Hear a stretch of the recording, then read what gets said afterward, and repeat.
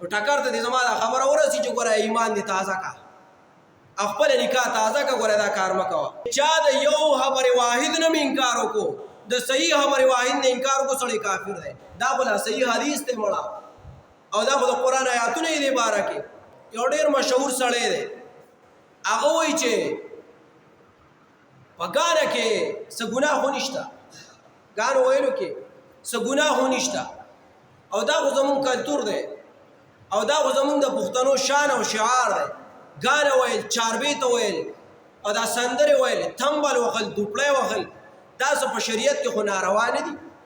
او دا به کې مو وایي دومره خبر دی ګورئ ښه چې ګورئ قرآن کریم کې صرف په یو آیات کې راغلی دي چې تاسو څه مه کوئ ګانې مه اورئ تاسو څه مه کوئ تاسو ګانې مه اورئ هغه ګانې چې ویلې دي نو هغه مزمار دي مزمار هغه شپېلۍ وال او دغه شیزونه وال چې کوم دا کړنګ پیدا کوي وي دا چې دی نو ناروا دي نور ګانه لیکل ګانه ویل سندره لیکل سندره ویل دوپړی وال رباب وال تمبل وال وي دا خو ناروا نه دي ټول به یې پېژنئ ټکر بابا ټکر خو به تاسو ټول پېژنئ که نه نو هغه پکې دا ویلي دي نو ته د دغه آیات ته لاندې تفسیر ابن عباس وګوره عباس رضی الله تعالی عنه څه وایي دا د اوسنو علماو تفسیر ځکه نه پیش کوم چې هغوی چې زه هم د دې زمانې عالم یم که نه ټکر خو لوی عالم دی چې قرآن کې یو آیات را پیدا کوي چې دا د ګانو څه دی دا د ګانو نه منه راغلی دلته نو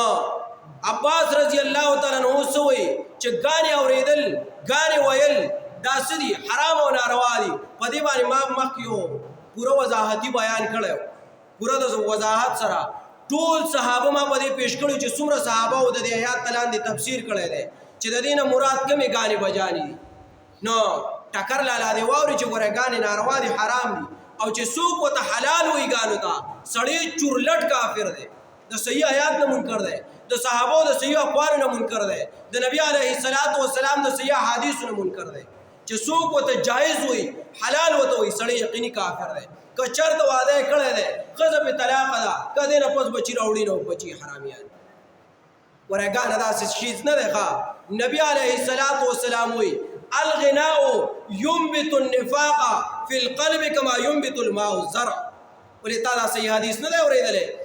او ګوره اصول شاشی والا وایي دا واوره اصول شاشی والا وایي هغه وایي چې چا د یو خبرې واحد نه انکار وکړو د صحیح خبرې واحد نه انکار وکړو سړی کافر دی دا بلا صحیح حدیث ته مړه او دا خو د قرآن آیاتونه یې دې باره کې نو ټکر ته دې زما دا خبره ورسي چې ګوره ایمان دې تازه کا